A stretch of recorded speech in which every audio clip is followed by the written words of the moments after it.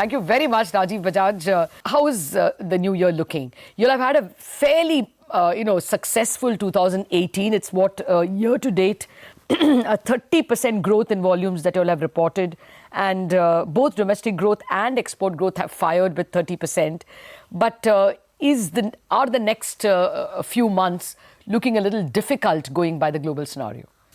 Well, Lata, I would say more than difficult, they are looking very interesting and very exciting. And let me tell you why in three broad terms. You see, first of all, for the domestic motorcycle industry, growth this year has been 14%, which is no different really than the 14% of last year, and in fact better than the 4% of FY17. So on the face of it, it seems to be business as usual, and against this 14%, Bajaj has grown at 31%, as you just mentioned, so it's been a good year for us.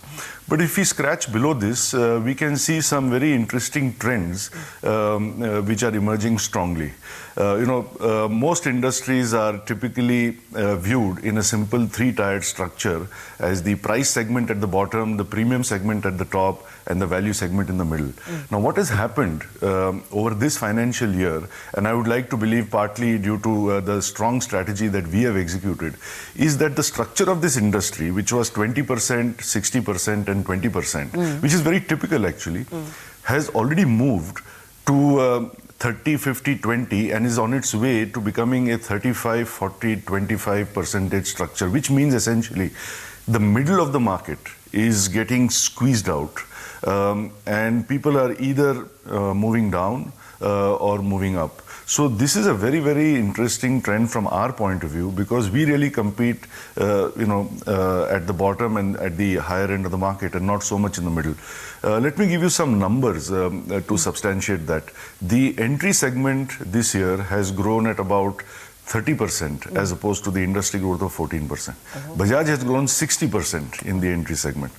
The premium segment has grown by 20%, in which we have grown by 25%, but the mid segment has grown by only 3%. And in fact, given how much stock there is in dealerships, I would actually hazard a guess that that segment is flat. So this is a very important trend that has emerged this year. Okay, then let me just scratch that point a bit before I hand it over to Nigel. We often hear that there is a lot of inventory. We have heard that there are deep discounts that are being offered. Is that true then only of the mid segment? Well, I would say largely so, because at the bottom segment, anyway, pricing is very tight. So there is not much room for discounts there. And in the premium segment, brands or products don't really sell based on discounts. So what is happening in the middle is, I would say, there's three things happening there that are driving these discounts. One, polarization, which means people are moving down or moving up away from the mid segment. Two, scooterization, because the mid segment is where most people are moving from motorcycles to scooters.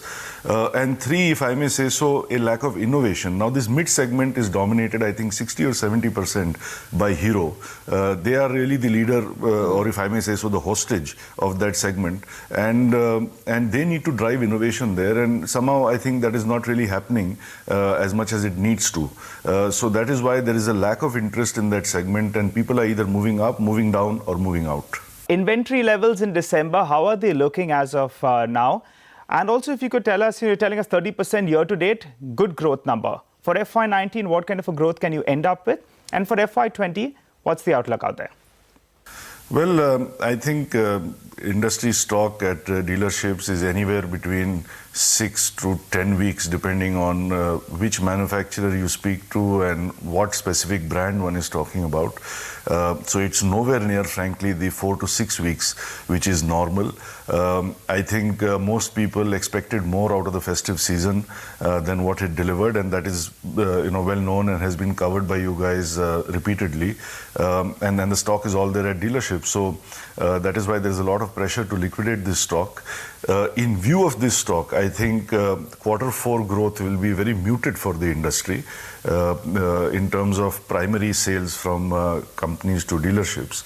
Although retail will continue at, let's say, the 10% year-on-year growth that we've been witnessing. I have no specific reason to believe that FY20 should be significantly better or worse. So, it's hard to predict the future, but I would assume this level of double-digit growth to continue. The only thing I would point out is that we are going to hit in April 19 the implementation of the new safety norms, and particularly for motorcycles above 125cc, this means the incorporation of ABS braking technology. Now, this is going to push up prices by anywhere between 4,000 to 10,000 rupees, depending on the specific technology you employ for a specific motorcycle. Now, that's the level of disruption that took place roughly when insurance went up a few months ago, and that was very disruptive. So I think we are looking at how to manage this disruption, and then we will be headed very soon, 6-8 months later, into upgrading our entire portfolio, for the whole industry, to meet the BS6 norms. And that's going to come with another big cost delta on top of this. So I think the biggest challenge for the industry is going to be to make this transition over these two norms related to safety and emission over, let's say, the next 12 months. So that's a big challenge for all of us. Oh, that's important that you're pointing out. Has the industry even overcome the insurance challenge that kind of disturbed November and October? I think we are still feeling some of the after effects of that. We can see it clearly in terms of retail performance in December. If you talk to players across the industry, perhaps the feedback you will receive is that December retail growth is flat to negative, actually. Now, whether this is only because of insurance or there is something called a overall, sentiment overhang, or this has to do with the credit squeeze, which affects, I would say, some players more than others. In our case, since we have such a strong financing arm in Bajaj Finance for Bajaj motorcycles and three-wheelers, we are obviously less impacted. I would say those like HMSI, who don't have that, are more impacted. So there is multiple factors, obviously, but definitely there is no 14% growth in the market currently. Oh. Rajiv, you said that the mid-market is getting scooterized. Any plans to get back into that segment? No, absolutely not. For me, Hero with its leadership in that segment is really, a captain of a sinking ship.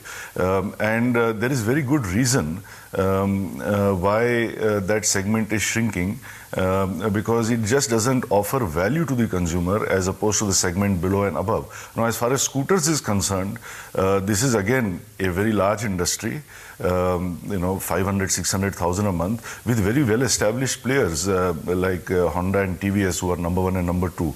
So I think, if there is one formula for success in this industry, quite simply, it is differentiation. And Bajaj would have nothing to bring to the table if it were to, introduce to the market the 50th 100cc or 125cc scooter. And that is why you can see that TVS is struggling vis-a-vis Activa, and players like Yamaha, Hero, Suzuki are really left very far behind, with 5 and 10% market share. There is no top line and there is certainly no bottom line. But the opportunity that is there, and this I have shared with you before, is to disrupt this industry, because as someone that doesn't make scooters, we have no stake in keeping the scooter going in terms of, investments in the plant or in the marketplace. So, an electric scooter would be a very nice thing to do. Okay, electric scooter or maybe gearless? Would that also be something you'll think of?